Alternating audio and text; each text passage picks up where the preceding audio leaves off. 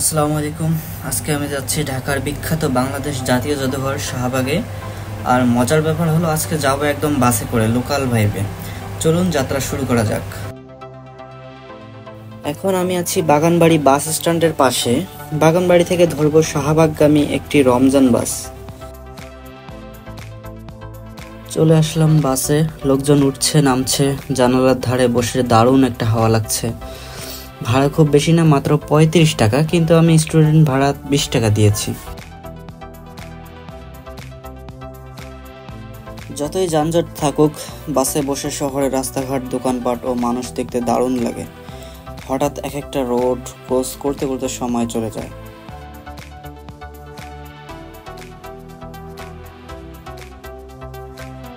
এই রমজান বাসটায় করে এইমাত্র নেমে গেলাম শাহবাগ মোড়ে। এখান থেকে জাদুঘর হাঁটাপথ মাত্র ২ মিনিট। এই যে জাদুঘরটি দেখা যাচ্ছে।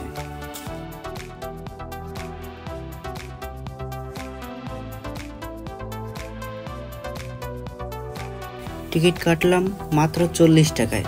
এখন চলুন ভিতরে ঢুকে দেখে আসি আমাদের ঐতিহ্যের কিছু অমূল্য ধন।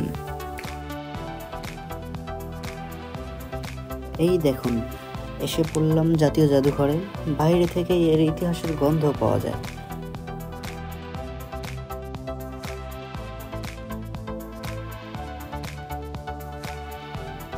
জাদুঘরের ভিতরে ইতিহাস, ঐতিহ্য আর সংস্কৃতির এক বিশাল ভান্ডার। প্রতিটি গ্যালারিতে আছে বিস্ময়ের কিছু না কিছু।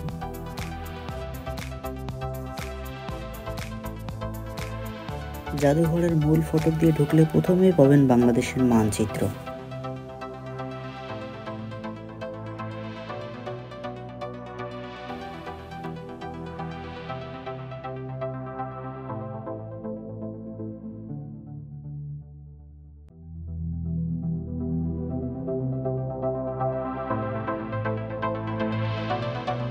এতক্ষণ যেটা দেখলেন এটা হচ্ছে শিল্পাচার্য জয়নুল আবেদিন গ্যালারি। এখানে আছে টেকি, যেটা হচ্ছে টেবিল, এটা টেকি, এটা হচ্ছে পাট বান, এটার কাজ কি বলতে পারতেছি না। ঊনবিংশ শতাব্দী পাট বান, এটাও টেকি। কাঠের দরজা, ওইটাও কাঠের দরজা। পালঙ্কগুলো এত উঁচু, ও আচ্ছা, এই জন্য আর কি পালঙ্কগুলোতে ওঠানোর জন্য এরকম সিঁড়ি আছে, যার কারণে এত উঁচু পালঙ্কগুলো। যাই হোক,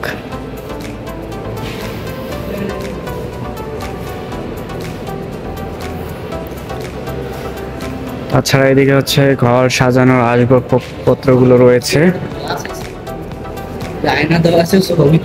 আমরা সাধারণত ড্রেসিং টেবিলেই পাই না, এগুলো তো অনেক দূরের বিষয়, গরিব মানুষ।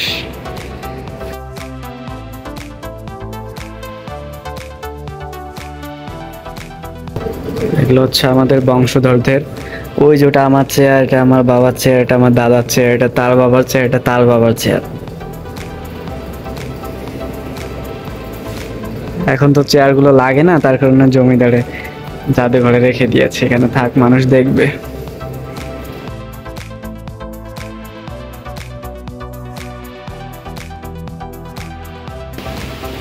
এটা হচ্ছে নীল জাল দেওয়ার কড়াই। ইংরেজরা এই কড়াইয়ে করেই নীল জাল দিত।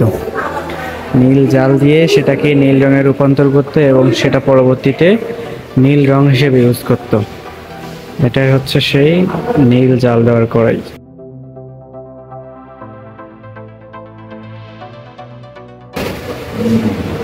এটা হচ্ছে নবাব সিরাজউদ্দৌলার ব্যবহৃত গালিচা। 1800 শতকের দিকে উনি এটা ব্যবহার করত। সেই গালিচাটা এখানে আছে বাংলাদেশ জাতীয় জাদুঘরে, আপনারা এসে দেখতে পারবেন। বাংলাদেশ মুক্তিযুদ্ধ গ্যালারিতে আর কি আছে এটা। এটা হচ্ছে মাওলানা আব্দুল হামিদ খান ভাসানীর ব্যবহৃত টুপি ও পাঞ্জাবি।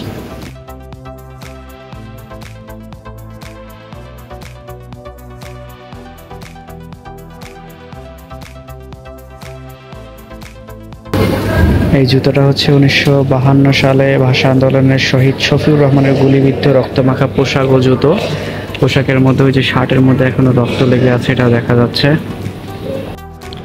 এটা হচ্ছে বিশিষ্ট ল্যান্স নাইক নূর মোহাম্মদ শেখের ব্যবহৃত স্মৃতি নিদর্শন। এখানে আছে ওনার প্যান্ট, শার্ট, পানির বোতল, হেলমেট। এটা ছিল ওনার পানির বোতল, শার্ট, প্যান্ট অ্যান্ড হেলমেট। এটা হচ্ছে ফ্লাইট লেফটেন্যান্ট বিশিষ্ট মতিউর রহমানের স্মৃতি নিদর্শন। এখানে আছে ওনার এয়ারফোর্স ব্যাজ, ইউনিফর্ম অ্যান্ড কলম।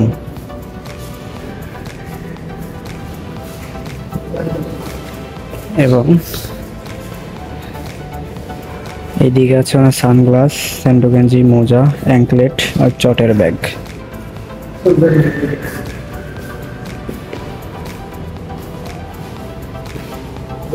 মুক্তিযুদ্ধের সময় যে 3টি ফোর্স গঠিত হয়, সেই 3টি ফোর্সের অধিনায়ক কমান্ডারদের ব্যবহৃত জিনিসপত্র, পদক, মেডেল, এগুলো আর কি, ব্যাজ এগুলো দেওয়া আছে। এখানে হচ্ছে খালেদ মোশাররফের পাসপোর্ট, আর হচ্ছে খালেদ মোশাররফের হচ্ছে উনি ছিল কে ফোর্সের কমান্ডার। কে ফোর্সের লোগোটা আছে এখানে, ওনার সোনালী ব্যাংকের চেক, খালেদ মোশাররফের ছবি। আর এটা হচ্ছে লেফটেন্যান্ট কর্নেল শফিউল্লাহ,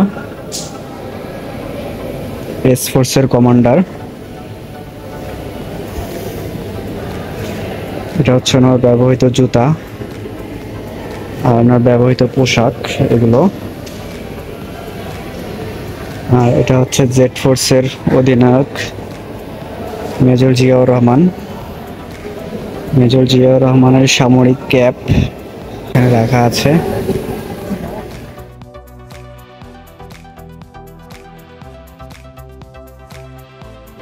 আর এটাই হচ্ছে সেই ঐতিহাসিক টেবিল যার উপর 1971 সালের 16 ডিসেম্বর বৃহস্পতিবার অপরাহ্নে 4:31 ঢাকার রেসকোর্স ময়দানে বর্তমান সোহরাওয়ার্দী উদ্যান সেটা হচ্ছে পাকিস্তান সশস্ত্র বাহিনীর পূর্বাঞ্চলীয় প্রধান সেনাপতি লেফটেন্যান্ট জেনারেল আমির আবদুল্লাহ খান নিয়াজি আত্মসমর্পণ দলিলে স্বাক্ষর করেন।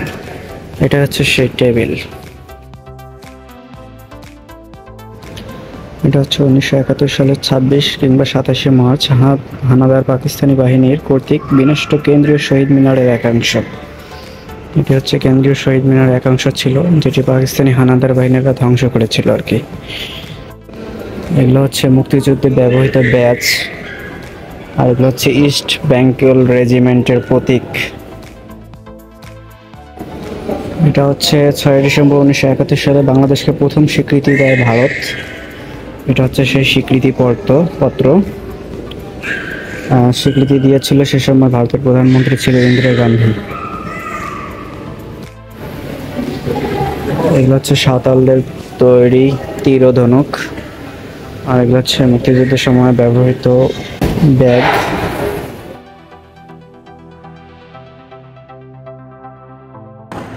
এখানে সবগুলো মদের বোতল বা সব মদের বোতল, নতুন নতুন মদের বোতল বা হচ্ছে শিরস্ত্রাণ, মাথায় দেওয়ার যুদ্ধের সময় এটা মাথায় দেয়, যার মাথার আকৃতি যেরকম সেরকম দিয়ে থাকে। আর হচ্ছে এগুলো তলোয়ার সবগুলোই।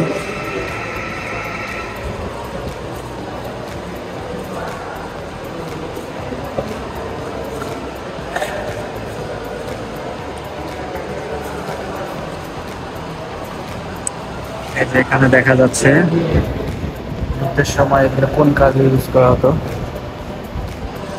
এটা হচ্ছে সেগুলো।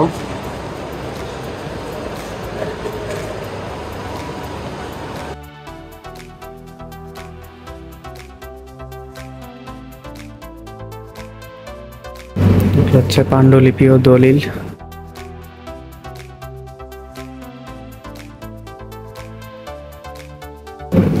এটা হচ্ছে শাহনামা।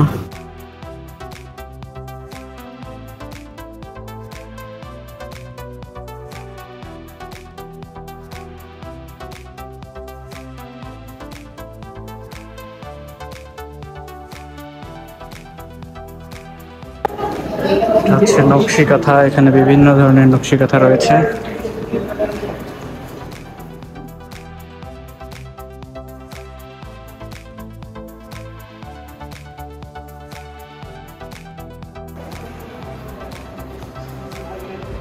এখানে হচ্ছে বিভিন্ন ধরনের কাপড় আছে, শাল, শাল চোগা, চাপকান চোগা, শাল, বিভিন্ন ধরনের কাপড় আছে, শাড়ি, জামদানি, বেনারসি, সব কিছুই রয়েছে এই জায়গায়।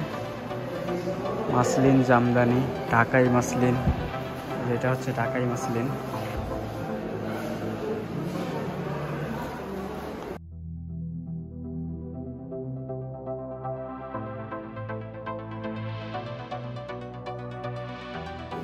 হচ্ছে কলের গান, গ্রামোফোন, রেকর্ড।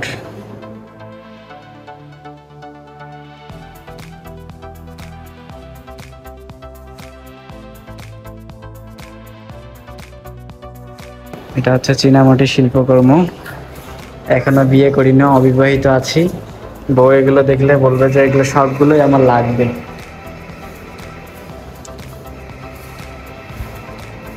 এত সুন্দর সুন্দর চীনামাটির শিল্পকর্ম।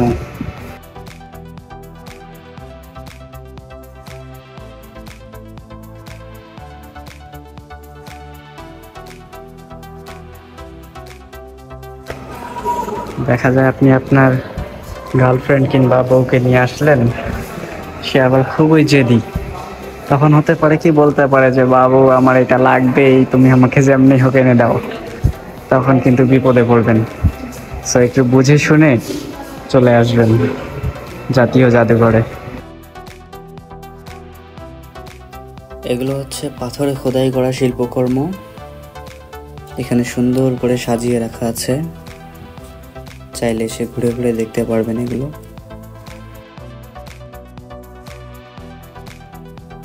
জাদুঘরের এই অংশটিতে আছে বাংলাদেশের বিভিন্ন নৌকার নিদর্শন।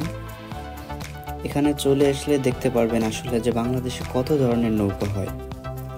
বিভিন্ন ধরনের নৌকা এখানে সাজানো আছে, চাইলে একটা একটা করে সুন্দর করে দেখতে পারবেন, এবং নৌকাগুলোর নাম সহ এখানে দেওয়া আছে, বিস্তারিত তথ্য আপনারা জানতে পারবেন। এসে ঘুরে ঘুরে দেখতে হবে সেজন্য।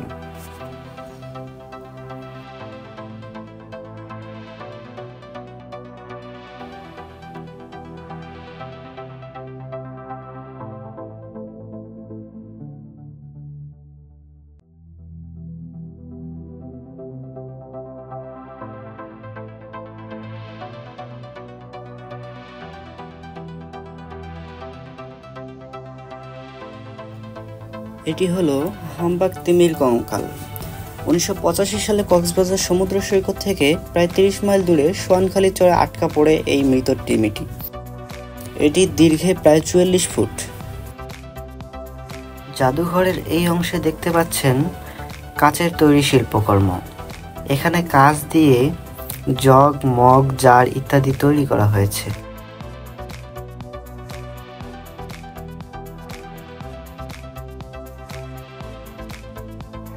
এটা হচ্ছে পুরোটা ধাতব শিল্পকর্ম।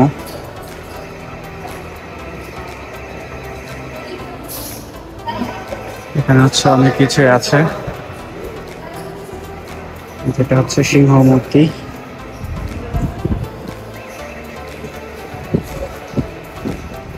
এগুলো হচ্ছে পাউডার কেস, তারপর হচ্ছে ছক্কার ঘোল, কলকের ঢাকনা, হুক্কা, এগুলো আচ্ছা। পানদান, খাসদান, গহনার বাক্স, পানের কৌটা।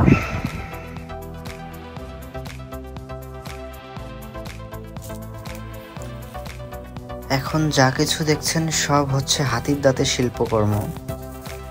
এগুলো সবকিছু হাতির দাঁত দিয়ে তৈরি করা হয়েছে। এখানে যে ছোট্ট পালকি, গলার মালা, এগুলো সবকিছু হাতের, যে পাখির মূর্তি দেখা যাচ্ছে, সবকিছু হাতির দাঁত দিয়ে। এমনকি যে সিংহাসনটা আছে, সিংহাসন পুরোটাই হাতির দাঁত দিয়ে তৈরি, যা দিনাজপুরের মহারাজা ব্যবহার করত।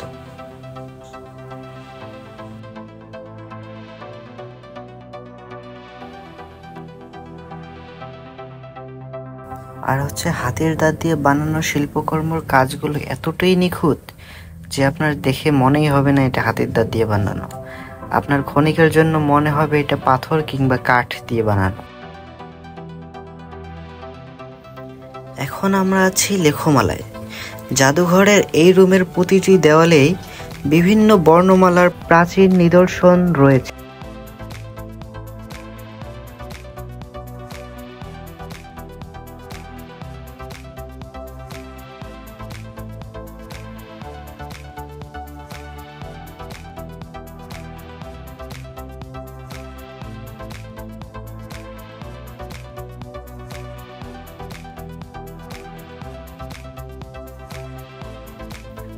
প্রিন্টার আবিষ্কার হওয়ার আগে এই মেশিনটি দিয়ে প্রিন্টের কাজ করা হতো।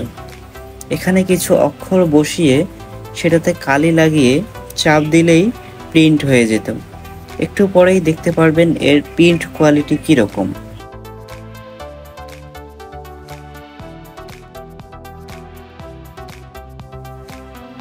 এখন যা দেখতে পাচ্ছেন এই শিল্পকর্মগুলো এক একটি পাথরের উপর খচিত শিল্পকর্ম, যা প্রাচীনকালের শাসনামলের কথা মনে করিয়ে দেয়।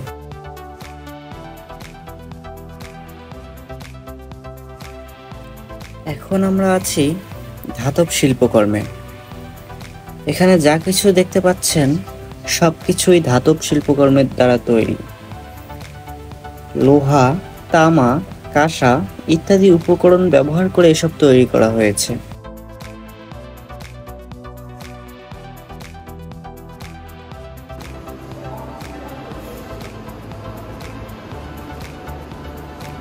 এখন আমরা জাদুঘরের যে রুমে আছি তা প্রত্নতত্ত্ব নিদর্শনে পরিপূর্ণ। এক একটি প্রত্নতন্ত্র নিদর্শন আমাদের ফিরিয়ে নিয়ে যায় সেই প্রাচীন রাজা বাদশাদের যুগে। এখন আমরা আছি মাটি শিল্পকর্মে। এখানে মাটি দিয়ে বড় বড় হাঁড়ি, বোল ইত্যাদি তৈরি করে রাখা হয়েছে।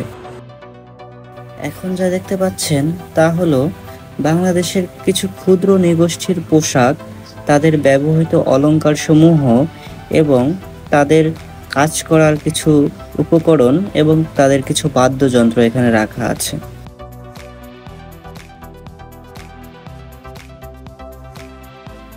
এটি হচ্ছে একটি হাতির দাঁত, আর এটি হলো এশিয়ান হাতির মাড়ির দাঁত। এখন আপনারা দেখছেন সামুদ্রিক কোরাল ও শামুক। এগুলো সমুদ্র থেকে সংগ্রহ করে এখানে সংরক্ষণ করে রাখা হয়েছে।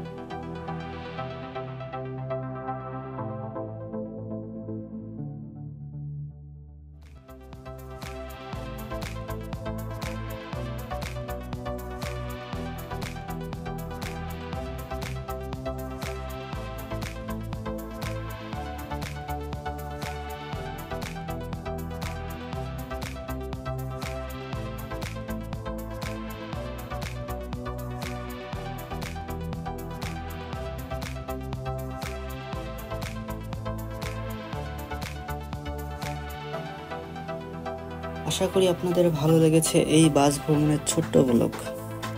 আপনারাও সময় করে একদিন ঘুরে আসতে পারেন শাহবাগের জাদুঘরে। দেখা হবে আরেকটি নতুন অ্যাডভেঞ্চারে।